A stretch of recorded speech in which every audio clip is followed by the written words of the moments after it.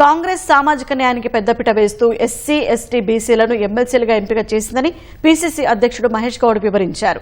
నాటి బీఆర్ఎస్ ప్రభుత్వం నిరంకుశంగా అసెంబ్లీలో కాంగ్రెస్ ఎమ్మెల్యేలు కోమటిరెడ్డి, సంపత్ కుమార్ల సభ్యత్వం రద్దు చేసిందని ఆరోపించారు.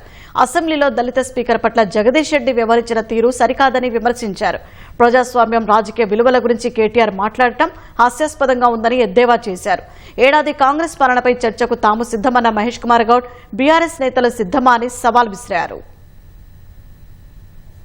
జగదీష్ రెడ్డి గారు వివరించిన తీరు, వారు దళితుల పట్ల వివరించిన తీరు ఈ రాష్ట్రంలో ప్రతి దళితుడు అర్థం చేసుకోవాల్సిన అవసరం ఉన్నది. బీసీల పట్ల, దళితుల పట్ల కాంగ్రెస్ పార్టీ ఫౌండేషన్ లోనే ఉంది. మా దగ్గర పెద్దపీట వేస్తామని 10 ఏళ్లలో మీరు జరిగినటువంటి పాలన, సంవత్సరంలో మీరు జరిగినటువంటి పాలన మీద డిబేట్ పెట్టుకుందాం.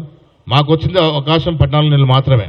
మీరు 10 ఏళ్లు పాలించారు. మీరు 10 ఏళ్లలో ఈ రాష్ట్రంలో ఎస్సీలకు ఏం చేశారు, బీసీలకు ఏం చేశారు, మైనార్టీలకు ఏం చేశారు, మాలాంటి గిరిజనులకు ఏం చేశారు, రాష్ట్ర వ్యాప్తంగా ఏ అభివృద్ధి చేశారు, ఎంత అధికార దుర్వినియోగం చేశారు, ఎంత ప్రజల సొమ్ము దుర్వినియోగం చేశారు, అవన్నీ కూడా చర్చించుకుందాం. మేము సిద్ధంగా ఉన్నాం.